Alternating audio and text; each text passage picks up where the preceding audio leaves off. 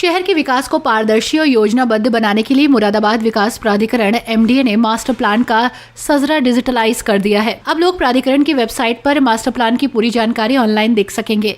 इससे यह स्पष्ट हो गया है कि कौन सा क्षेत्र ग्रीनलैंड, रिहायशी, वाणिज्यिक और औद्योगिक श्रेणी में आता है।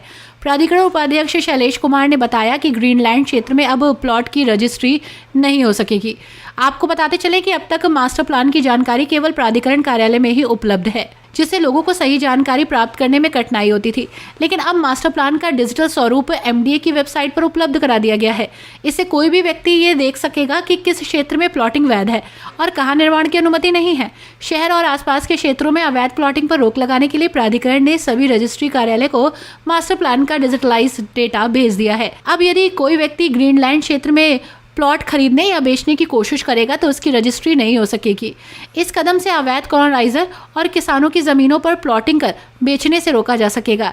एमडीए उपाध्यक्ष शैलेश कुमार ने बताया कि अवैध प्लॉटिंग और अवैध कॉलोनियों पर शिकंजा कसने के लिए ये कदम उठाया गया है। अब रजिस्ट्री कराने से पहले रजिस्ट्रार कार्यालय में ये जांच की जाएगी कि प्लॉट वैध है या नहीं। यदि कोई अवैध कॉलोनी बसाने की कोशिश करता है तो प्राधिकरण तुरंत कार्रवाई करेगा। मुरादाबाद विकास प्राधिकरण ने मास्टर प्लान के डिजिटलाइज डेटा को सभी रजिस्ट्रार कार्यालयों में भेज दिया है। अब बिना एमडीए की स्वीकृति के किसी भी अवैध क्षेत्र की रजिस्ट्री संभव नहीं होगी। इस व्यवस्था से अवैध कॉलोनियों पर नकेल कसी जा सकेगी और लोग ठगी का शिकार होने से बच सकेंगे।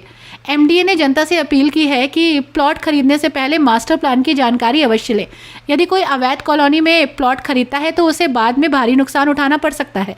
इस नए कदम से शहर का सुनियोजित विकास सुनिश्चित होगा और अवैध निर्माण पर पूरी तरह से रोक लगेगी। अब लोग एमडीए की वेबसाइट पर मास्टर प्लान देखकर ही जमीन खरीदने या बेचने का निर्णय ले सकते हैं। देखिए, जैसा कि आप लोग जानते हैं, मुरादाबाद शहर का जो मास्टर प्लान है वो पिछले जुलाई में लागू हुआ है। इस बार जो हमारा मास्टर प्लान है वो जीआईएस बेस्ड है और सैटेलाइट टेक्नोलॉजी की मदद से हम लोगों ने जो वास्तविक स्थिति है शहर की उसका पूरा निरूपण यहाँ का जो शजरा है उसके साथ किया हुआ है। तो पूर्व में आपने देखा होगा कि किसी भी व्यक्ति को यदि कोई निर्माण करना होता था तो पहले आकर के प्राधिकरण में अपना वो लैंड यूज चेक कराता था, लैंड यूज का सर्टिफिकेट यहाँ से प्राप्त करके तब वो कुछ प्लानिंग कर पाता था। इस बार चूंकि जीआईएस बेस्ड हुआ है तो हम लोगों ने पूरे शजरे को डिजिटाइज करा करके मास्टर प्लान का जो लैंड यूज है उसके ऊपर उसको सुपर इम्पोज किया है।